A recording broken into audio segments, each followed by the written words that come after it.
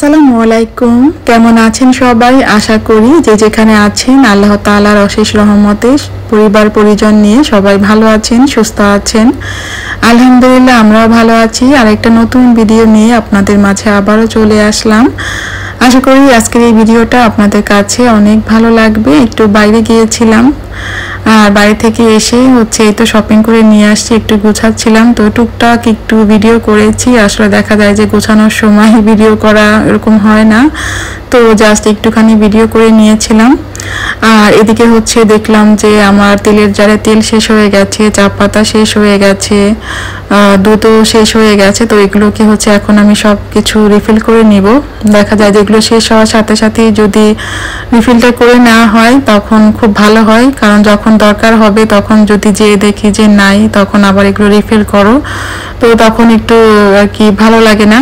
তো আগে থেকে যদি একটু এরকম করে রাখা যায় তাহলে পরের দিনে আর সেরকম সময় লাগে না। তো যাই হোক, এই গরমের ভিতরে আপনারা সবাই কেমন আছেন? এখন তো বাইরে প্রচন্ড পরিমাণে আর কি গরম চলছে, চারদিকে গরম আর গরম। তো যাই হোক, এই ভিডিওটা তারপরের দিনে সকালবেলা। তো অনেকদিন ধরেই আমি ভাবছিলাম যে একটু গার্লিক ব্রেড খাবো বাসায় বানিয়ে। এটা বানাতে আসলে সেরকম একটা সময় লাগে না, খুবই কম সময়ের মধ্যেই হয়ে যায়। তো এরকম করতে করতেও আসলে করা হয়। তো আজকে ফাইনালি গার্লিক ব্রেড বানাবো, আর আপনাদের কাছেও রেসিপিটা শেয়ার করব। এটা বানাতে খুবই কম সময় লাগে। তো এখানে আমি নিয়েছি কয়েক কোয়া রসুন, আর নিয়েছি ধনিয়া পাতা, আর গার্লিক ব্রেডের জন্য তো অবশ্যই বাটার লাগবে, তো সেই সাথে আমি বাটারও নিয়েছি। তো এই তো আমি রসুনগুলোকে গ্রেটারের মাধ্যমে খুব কুচি কুচি করে কেটে নিয়েছি, আর রসুনগুলোকেও ধনিয়া পাতাকেও আমি খুব কুচি কুচি করে কেটে নিয়েছি। আর সেই সাথে দিলাম সামান্য পরিমাণে গোলমরিচ, আর দিব সামান্য পরিমাণে অরিগ্যানো। তো অরিগ্যানো না দিলে হয়, দিলে একটু সুন্দর একটু ফ্লেভার আসে। আর এখন দিলাম একটু পিঙ্ক সল্ট। তো সব কিছুকে এখন সুন্দর করে আমি একটু কাঁটা চামচ দিয়ে একটু স্মুথ করে নিব। আর এখন ব্রেডের সাথে আর কি আমি যেটা বানিয়েছি সেটা লাগিয়ে নিব। এটা বানানো কিন্তু খুবই সহজ। তো এই তো ব্রেডের সাথে লাগিয়ে নিলেই হলো, খুবই কম সময় লাগে কিন্তু এটা বানাতে, আর খেতে তো ভীষণই মজা।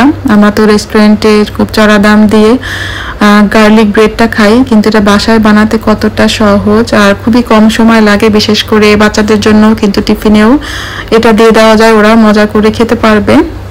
আর এই তো এভাবে করে আমি সবগুলা ব্রেডের ভিতরে লাগিয়ে নিয়েছি। আর এখন হালকা তেলে ভেজে নিব, বা তেল না দিলেও হয়, কারণ এখানে তো অলরেডি আমি বাটার দিয়েছি। তবে এটা কিন্তু বেশি চড়া আগুনে ভাজা যাবে না, কারণ গার্লিকটা যদি পুড়ে যায় তাহলে কিন্তু এটা খেতে ভালো লাগবে না, তিতা ভাব চলে আসবে। তো এই তো আমি মিডিয়াম টু লো আঁচে এটা ভেজে নিচ্ছিলাম। আর বেশি সময় ভাজা দরকার নেই, মাত্র 1-2 মিনিট ভাজলেই হয়ে যাবে।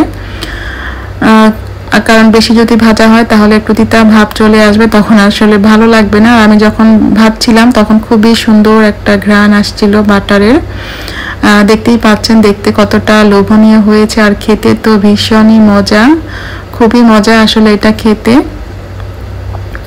আর এদিকে আমি একটু চাও বানাচ্ছিলাম, কারণ গার্লিক ব্রেডের সাথে একটু চা হলে খুবই ভালো লাগবে খেতে।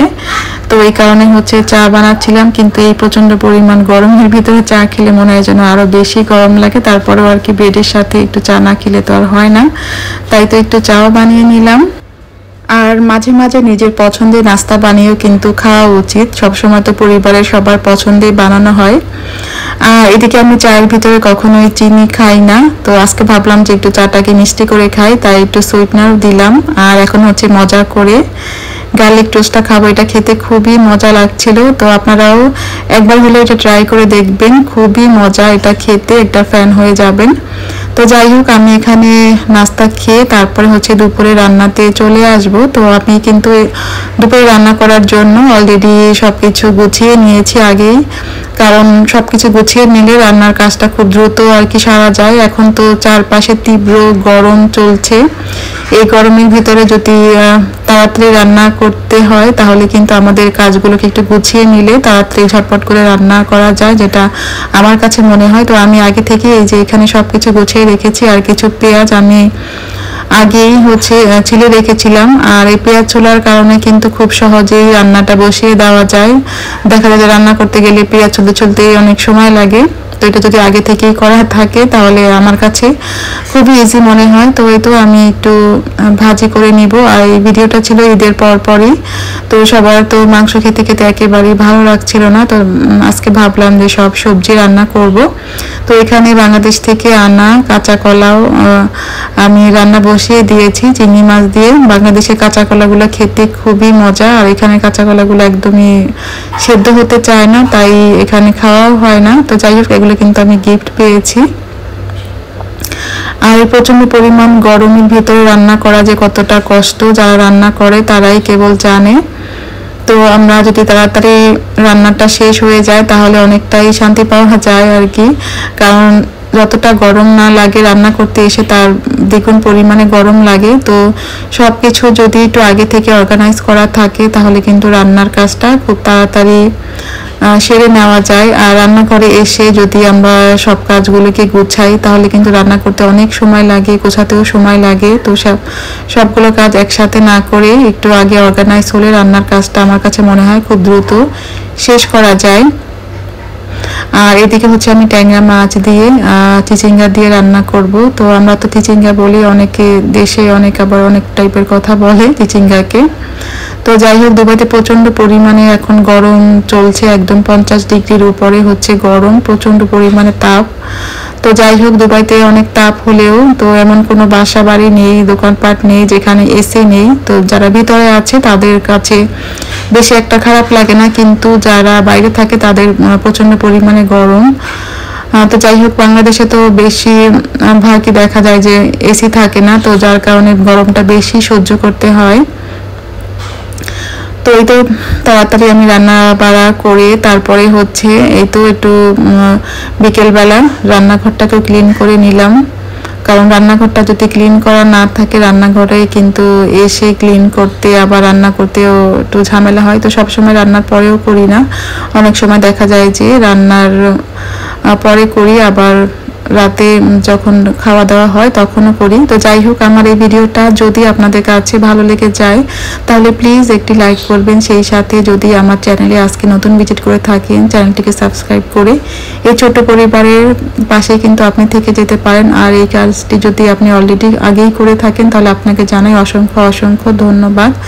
আর আমি এই তো রান্নার পাশাপাশি যা যা আর কি নোংরা হয়েছিল, আশেপাশে অগোছানো ছিল, সব কিছু কিন্তু আমি অফ ক্যামেরায় সুন্দর করে গুছিয়ে নিয়েছি। আর এগুলো গোছানোর পরে আমার কাছে খুবই আর কি ভালো লাগে, না হলে নিজের কাছে আসলে খুবই বিরক্তিকর মনে হয়। আর আমার রান্নাঘরটা হচ্ছে ওপেন কিচেন, যেটাকে যদি আমি গুছিয়ে না রাখি তাহলে আসলে পুরো বাসাটা কি খুবই এলোমেলো লাগে।